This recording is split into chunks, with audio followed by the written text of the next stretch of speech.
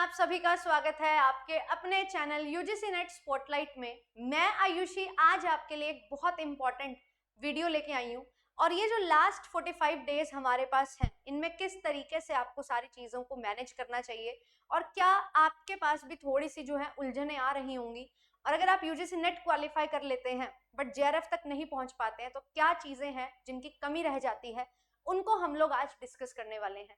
तो चैनल आपके लिए है जिसमें आपको कंप्लीट सॉल्यूशन मिलता है UGC net set and assistant professor examination का।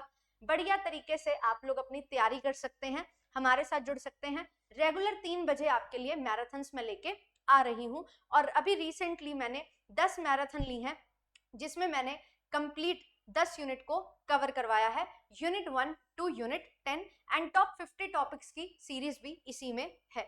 तो आप सभी जो है ज्वाइन कर सकते हैं, बढ़िया तरीके से हमारे साथ पढ़ सकते हैं। अब जो एक बहुत बड़ा सवाल जो है वो बच्चों के मन में आता है वो ये है कि मैम हम लोग जो है वो नेट क्वालिफाई कर जा रहे हैं बट जेआरएफ तक नहीं पहुंच पा रहे हैं। तो नेट तो हो रहा है, जेआरएफ नहीं हो रहा है, तो मेजर पेन पॉइंट जो है उसको हम डिस्कस करेंगे कि क्या कारण होता है। दूसरी चीज, आप नेट जो है वो कर ले रहे हो, जेआरएफ के लिए क्या पढ़ें वो समझ नहीं आ रहा है। एक तो चीज होती है कि कुछ कमी आप कर रहे हो, कि आप अपनी तरफ से कुछ लैक कर रहे हो। दूसरी चीज होती है आपको अंडरस्टैंडिंग नहीं डेवलप हो पा रही कि किस तरीके से चीजें हमें लेके चलनी है। तो अंडरस्टैंडिंग जो है वो डेवलप करनी पड़ेगी अगर आप नेट से जेआरएफ तक पहुंचना चाहते हो। और इस पॉइंट पे बहुत कुछ हमारे पास है बट बहुत कुछ को साइड में रख के जो बहुत इंपॉर्टेंट है उस पे अगर हम ध्यान लगा लें तो आप अपना सिलेक्शन ले सकते हो। क्या करें और क्या ना करें, दोनों चीजें जानना बहुत ज्यादा जरूरी होता है हर एस्पिरेंट को। अब अगर मैं यूजीसी नेट क्वालिफाई कर रही हूं तो इसका मतलब ये है कि मैं टॉप 6% में आ रही हूं और मुझे यहां से बीट करना है बच्चों को और मुझे टॉप 0.5% में जाना है। अब यहां से यहां तक आप जाएंगे किस तरीके से, आप जो है नंबर ऑफ क्वेश्चंस ज्यादा सही करेंगे, जो आप करेक्ट कर रहे हैं वो आपको इंक्रीज करने पड़ेंगे। आपको रीडिंग कंसंट्रेशन जो है वो अपनी इंक्रीज करनी पड़ेगी। आपको सिली मिस्टेक से बचना पड़ेगा, सिली मिस्टेक्स नहीं करनी है। अगर आप ये सारी चीजों पे फोकस करते हो एंड जो क्वेश्चन आप रीड कर रहे हो उसको आप अंडरस्टैंड करते हो, अंडरस्टैंड करने के बाद आपको अगर वो क्वेश्चन बिल्कुल ऐसा लगता है कि out of the box topic से पूछ लिया है, अंडरस्टैंड करने के बाद आप अगर उसको अपनी प्रीवियस नॉलेज के साथ रिलेट कर पा रहे हो तो आपके लिए चीजें बहुत आसान हो जाएंगी और आप अपना सिलेक्शन जो है वो एंश्योर कर पाएंगे। अब ये सारी चीजें आपको कहां से पता लगेंगी और कैसे आप इस पे इंप्रूवमेंट कर पाओगे? क्या बार बार एक ही टॉपिक को रिवाइज करने से ये चीज हो जाएगी? Answer is no. क्या हम लोग सिर्फ प्रीवियस ईयर क्वेश्चन लगाते रहे तो ये चीज हो जाएगी? Answer is no. मैं एक दिन में 50, 100, 200 क्वेश्चन प्रैक्टिस करती हूँ बट मैं अपने आप को टाइम बाउंड नहीं करती हूँ। मैं पूरे दिन में 3 घंटे में जो है 50 क्वेश्चन, 100 क्वेश्चन कर लेती हूँ। कभी 10 मिनट में 10 क्वेश्चन कर लिए, कभी 50 मिनट में 20-30 क्वेश्चन कर लिए, इस तरीके से चल रहा है। मैं लगातार 150 क्वेश्चन 3 घंटे में नहीं कर रही हूं तो भी आप अपना जेआरएफ स्किप कर देंगे, क्योंकि वो लगातार 3 घंटे बैठना, उन 150 क्वेश्चन को टैकल करना, सॉल्व करना, अप्रोच करना, जो क्वेश्चन नहीं आ रहा उसको समझना, प्रीवियस नॉलेज से उसको जो है रिलेट करना, ये सारी चीजें आपको सिर्फ और सिर्फ जो है मॉक टेस्ट देता है। बहुत सारे बच्चे बोलते हैं कि मैम हमने नेट क्वालिफाई कर लिया, और जब मैं पूछती हूँ कितने मॉक्स दिए थे वो बोलते हैं मैम 1-2 ही दिया था, मैम सिर्फ प्रीवियस ईयर लगाए थे। तो यहाँ पे बहुत सारे बच्चे जो बार बार नेट क्वालिफाई करते हैं जेआरएफ तक नहीं पहुंच पाते हैं। एक मेजर जो पॉइंट होता है, पेन पॉइंट जो है उनका, वो मॉक टेस्ट ही है कि वो मॉक टेस्ट अच्छे से नहीं दे रहे हैं, वो टाइम बाउंड होके प्रैक्टिस नहीं कर रहे हैं, वो उन क्वेश्चंस की तरफ बढ़ ही नहीं रहे हैं जो एजुकेटेड गेस मांगते हैं, जिनकी रिक्वायरमेंट ही ऐसी है। वो सिलेक्शन बाय एलिमिनेशन टेक्निक को अप्लाई ही नहीं कर पा रहे हैं। तो जब आप जिस एनवायरनमेंट में आपका पेपर होगा उस एनवायरनमेंट से फैमिलियर नहीं होंगे तब तक आप अपना सिलेक्शन एज जेआरएफ इंश्योर नहीं कर पाएंगे। और अगर आप एआईआर लेना चाहते हैं, टॉप 100 स्टूडेंट्स में आना चाहते हैं कॉमर्स में, तो ये चीज बहुत ज्यादा जरूरी है और ये मैं अपने खुद के एक्सपीरियंस से आपको बता रही हूँ। अब अब इनमें क्या चीज होगी कि मैम सिर्फ मॉक टेस्ट लगाते रहने से नंबर ऑफ क्वेश्चंस बढ़ जाते हैं क्या? हाँ, अगर आपने टॉपिक अच्छे से कवर किया है, आप जितना ज्यादा प्रैक्टिस करते हो तो मॉक टेस्ट आपको हेल्प करेगा हर क्वेश्चन को अंडरस्टैंड करके आगे उसको सॉल्व करने में। बट मैम अगर मैंने टॉपिक ही कम पढ़े हैं तो क्या होगा?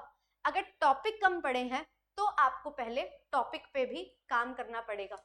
इसका मतलब ये है कि आपकी रिवीजन प्लस पीवाईक्यूज इनमें भी थोड़ी सी कमी है, तो ये चीज भी आपके लिए जरूरी है।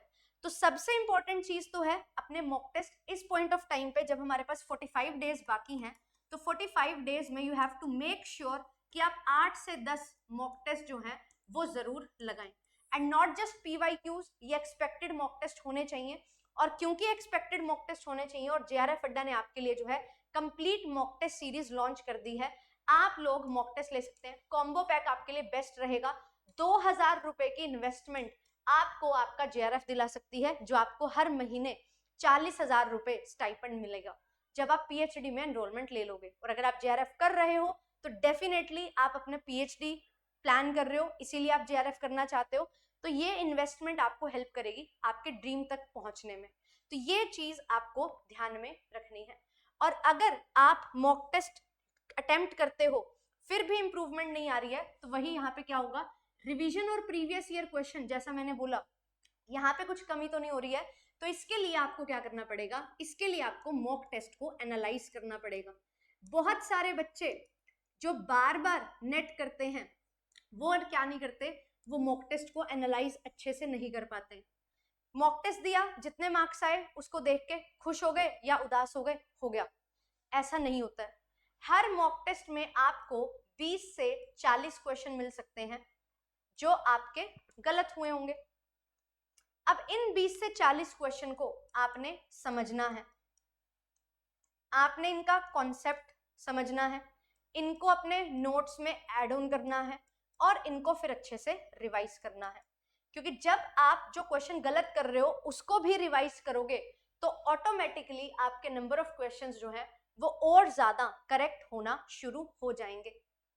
और बहुत सारा हमारा जो पैटर्न है वो भी मैटर करता है एग्जामिनेशन में सिलेक्शन लेने में। अगर मैं आरसी की प्रैक्टिस नहीं कर रही हूं तो जेआरएफ नहीं होगा।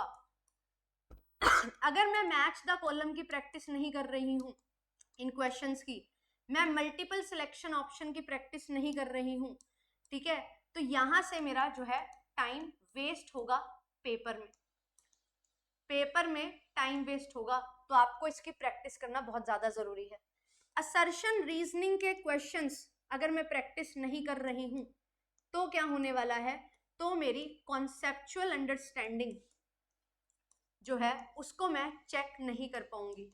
अगर मैं अपनी कॉन्सेप्चुअल अंडरस्टैंडिंग को चेक नहीं कर पा रही हूं तो यहाँ पे कुछ भी हेल्प नहीं मिलने वाली है। So you have to make sure कि आप ये सारी चीजों पे काम करें। मैम जब हम मॉक टेस्ट एनालाइज करते हैं उसके बाद जो टॉपिक हैं वो रिवाइज करते हैं तो उसमें टाइम जाता है। तो ये जो टॉपिक आपने रिवाइज करने हैं, जो आपने मॉक टेस्ट को एनालाइज किया उसके बाद आप रिवाइज करोगे, तो ये रिवीजन जो है ये आप अभी आपके लिए जो मैराथन्स होती हैं उनसे कर सकते हो। चैनल पे आपके लिए थ्योरी मैराथन्स भी हैं, क्वेश्चन मैराथन्स हैं, वहां से आप कर सकते हो। या फिर इसका भी एक ऑल्टरनेटिव जो है वो जेआरएफ अड्डा लेके आया है, और वो ऑल्टरनेटिव ये है कि आप जेआरएफ अड्डा एप्लीकेशन पे जाएंगे, कोर्सेज में कॉमर्स सेलेक्ट करेंगे तो आपको सिलेक्शन पैकेज मिल जाएगा। ये जो सिलेक्शन पैकेज है इसमें आपको क्रैश कोर्स मिलेगा जिसमें कंप्लीट रिवीजन होगी आपकी पेपर 1 एंड पेपर 2 की। 20 मई से यहाँ पे आपको क्लासेस मिलनी शुरू हो जाएंगी, और जैसे ही आप एनरोलमेंट लेते हो आपका इग्निशन बैच जो है जिसमें प्रीवियस ईयर के 10 से 12 ईयर के क्वेश्चंस हैं वो ओपन हो जाएंगे, टेस्ट सीरीज आपकी ओपन हो जाएगी।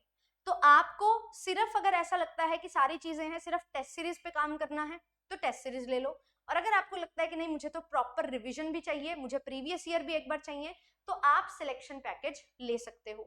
अगर आप ये चीज को अभी से फॉलो करोगे और नेक्स्ट 45 डेज इसको फॉलो करके अपनी तैयारी करोगे, definitely you will get your JRF, क्योंकि बहुत अमेजिंग तरीके से पढ़ाई आपकी यहाँ पे होने वाली है। 6 महीने की वैलिडिटी के साथ आपका ये जो पैकेज है वो आपके सामने आएगा। JRF एप्लीकेशन से या वेबसाइट से आप इसको बाय कर सकते हैं। एंड केवल टेस्ट सीरीज अगर आप लेना चाहते हैं तो केवल टेस्ट सीरीज भी ले सकते हैं।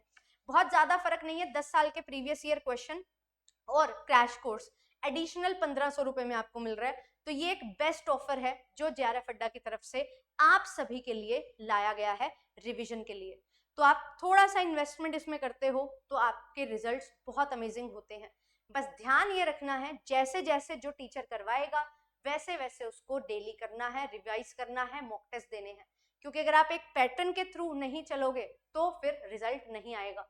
तो रिजल्ट आएगा उसके लिए मेहनत करनी है, उसके लिए एक पैटर्न फॉलो करना है, उसके लिए कंसिस्टेंट एफर्ट जो है वो आपको डालना है। आई होप ये सारी चीजें आपको समझ आई होंगी।